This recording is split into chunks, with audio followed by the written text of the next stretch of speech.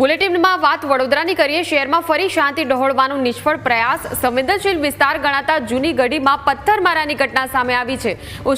ઉશ્કેરાયેલા મુસ્લિમ સમાજના લોકોએ નવરાત્રી પંડાલને નિશાન બનાવ્યું।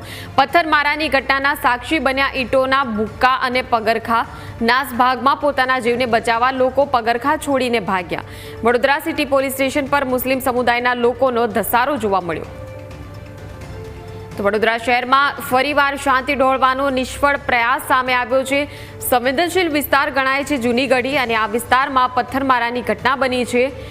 ઉશ્કેરાયેલા મુસ્લિમ સમાજના અમુક લોકોએ નવરાત્રીના પંડાલને નિશાન બનાવ્યું। તો અગાઉ પણ ઘટના બની હતી જ્યારે ગણેશોત્સવ ચાલી રહ્યો હતો। વડોદરામાં જ એક ઘટના બની હતી કે જ્યારે ગણપતિના પંડાલને નિશાન બનાવવામાં આવ્યું હતું અને હવે જ્યારે નવરાત્રીનો તહેવાર આવી રહ્યો છે ત્યારે નવરાત્રીના પંડાલને પણ નિશાન બનાવવામાં આવ્યું છે। ઉશ્કેરાયેલા મુસ્લિમ સમાજના લોકોએ નવરાત્રીના પંડાલને નિશાન બનાવ્યું। પથ્થરમારાની ઘટનાના સાક્ષી બન્યા ઈંટોના ભૂક્કા અને પગરખા। નાસભાગમાં પોતાના જીવને બચાવવા માટે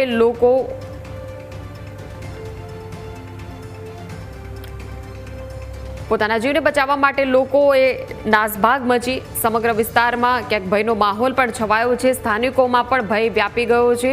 શહેરમાં ફરીવાર શાંતિ ડહોળવાનો આ નિષ્ફળ પ્રયાસ સામે આવ્યો છે।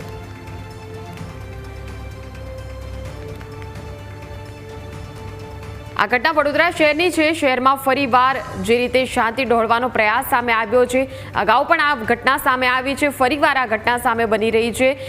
અગાઉ ગણેશોત્સવ જ્યારે ચાલી રહ્યો હતો એ સમયે ગણપતિ પંડાલમાં વારંવાર પથ્થરમારાની ઘટના સામે આવી હતી। ગણપતિ પંડાલમાં ઈંડા ફેંકવાની ઘટના સામે આવી હતી અને હવે નવરાત્રીનો તહેવાર જ્યારે આવી રહ્યો છે ત્યારે ફરીવાર શાંતિ ડહોળવાનો નિષ્ફળ પ્રયાસ સામે આવી રહ્યો છે।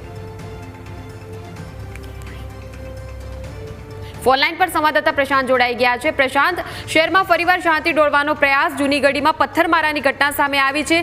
હાલ ત્યાં શું સ્થિતિ છે? પોલીસ દ્વારા શું કામગીરી અને કેવા પ્રકારે ઘટનાની જે વિગતો છે તે મળી રહી છે? બિલકુલ, ગત મોડી રાતે સંવેદનશીલ વિસ્તાર ગણાતા જૂની ગઢીમાં પથ્થરમારાની ઘટના ઘટી હતી। ઉશ્કેરાયેલા મુસ્લિમ સમાજના લોકોએ નવરાત્રીના પંડાલને નિશાન બનાવ્યું હતું। જો કે જે ઘટના બાદ તરત જ પોલીસ કાફલો ઘટના સ્થળે દોડી આવ્યો હતો અને પરિસ્થિતિને કાબૂમાં લીધી હતી, પણ અતિ સંવેદનશીલ વિસ્તાર હોવાના કારણે પોલીસ બંદોબસ્ત અત્યારે બી ચુસ્ત ગોઠવી દેવામાં આવ્યો છે। એટલે હાલ વિસ્તારની અંદર અજબમાં ભરી શાંતિ છે। આભાર પ્રશાંત સમગ્ર માહિતી બદલ।